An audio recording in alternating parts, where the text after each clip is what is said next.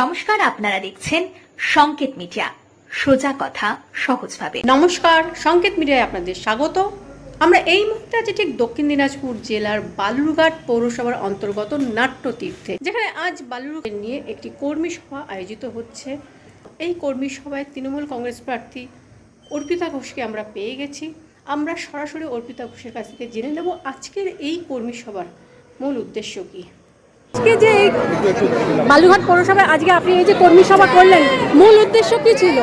30 তারিখে অভিষেক বন্দ্যোপাধ্যায় আসছেন টাউন মাঠে, আমাদের টাউন ক্লাবের মাঠে। সেই জন্য আমাদের মূলত কর্মী সভা ছিল। ওই দিন সবাই আসবেন, কীভাবে কোথায় গাড়ি দাঁড়াবে, কী করতে এইসব নিয়ে কথা ছিল। সুভাষদা বলেছেন, আমি তার আগে একটা অন্য কাজ সেরে এলাম। সেইগুলোই মর্মে মূলত মিটিংটা ছিল। তারপর সবাই উপস্থিত ছিল, আনসারি সবাই একটু দিদি যোগদান দেখা গেল, কতজন যোগদান করলো আজকে? 20-25 জন করেছে। বাচ্চা বাচ্চা ছেলে সব কাজ করতে সবাই তৃণমূলের সঙ্গে কাজ করতে আগ্রহী হচ্ছে। এরকম প্রচুর ছেলে পিলে, আমি কালকেও এক দলকে মিট করেছিলাম, তারাও কাজ করতে চায়, হচ্ছে। কি বীজ মন্ত্র দিলেন আজকে কর্মীদেরকে যাতে তারা উজ্জীবিত হতে পারে? কোনো বীজ মন্ত্র নয়, যে ভোটে যে কাউন্সিলর জিতেছে যেভাবে তাকে সেই ভোটটা দিতে হবে। প্রধান বিরোধী কাকে ভাবছেন? যেহেতু প্রচারিত আছে যে বালুরঘাট মানেই আরএসপির ঘাঁটি, সেক্ষেত্রে আরএসপির প্রার্থী অর্ণব চৌধুরী নাকি বিজেপি প্রার্থী বিদ্যুৎ রায়, কে প্রধান বিরোধী? দেখুন, অঙ্ক বলছে বিদ্যুৎ রায়, আর মন বলছে, হৃদয় বলছে অর্ণব চৌধুরী। আমি খুশি হব বিশ্বনাথার ছেলে অর্ণব যদি প্রতিদ্বন্দ্বী হয়, বিজেপি প্রার্থীর চেয়ে বেশি খুশি হব। অঙ্ক তা বলছে না, আর পরিসংখ্যান বলছে যে না, হয়তো বিজেপি হবে। তবু অর্ণবকে আমার বিশেষ শুভেচ্ছা।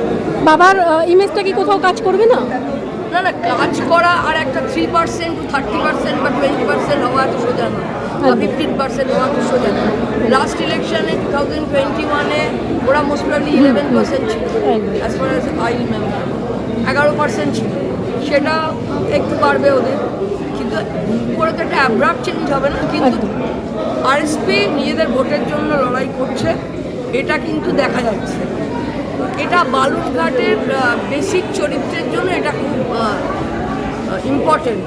তাহলে বালুরঘাট নিজস্ব চরিত্র বজায় রাখতে পারবে।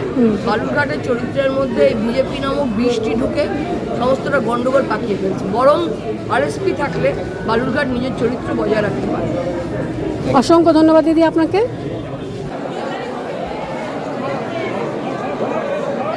वंदे मातरम, वंदे मातरम, वंदे मातरम, वंदे मातरम, वंदे मातरम, वंदे मातरम। त्रिभुवने जिंदाबाद, जिंदाबाद, जिंदाबाद। त्रिभुवने जिंदाबाद, जिंदाबाद, जिंदाबाद। त्रिभुवने जिंदाबाद, जिंदाबाद, जिंदाबाद। मोदी जी जिंदाबाद, जिंदाबाद, जिंदाबाद। मोदी जी जिंदाबाद, जिंदाबाद, जिंदाबाद।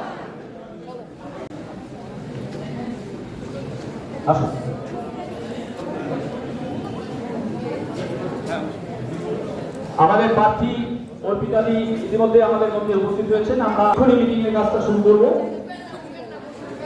বসুন না, বসুন না।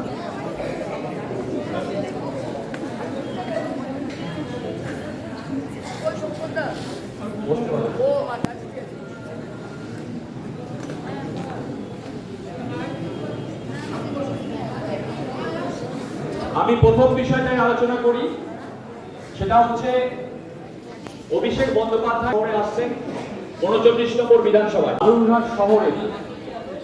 একটু প্লিজ চুপ করুন।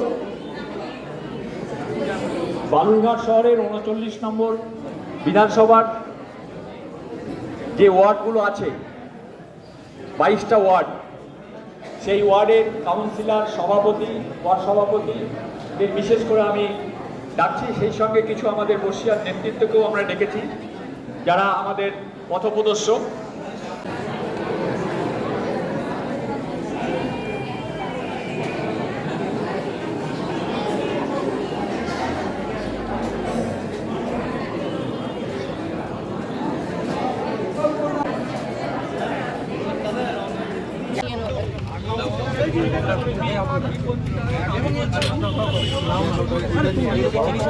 নিয়ে যাও। মুর্শিদাবাদ ছোট জায়গা আরএসপি ধরনের এক একটা ওয়ার্ডে 600 ভোট আছে লোকসভাতে 50টা ভোট দিচ্ছি দাদা, ওরা দিতে পারবে একটা দেন না কেউ। ওই ভোটটা ওদের কনভার্ট হবে এই বিকাশ, চায় পে আড্ডা বলো পার্টি লোকের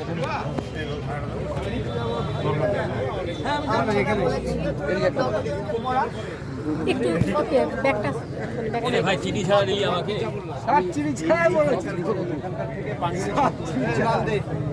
তাহলে 5 মিনিট সব ছাত্রদের বাড়িতে যাবে, সব কটা বাড়ি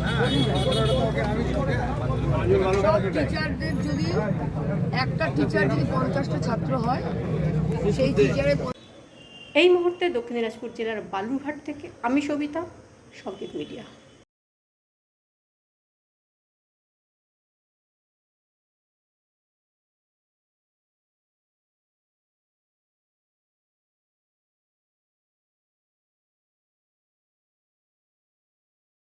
Subscribe our channel. Press the bell icon.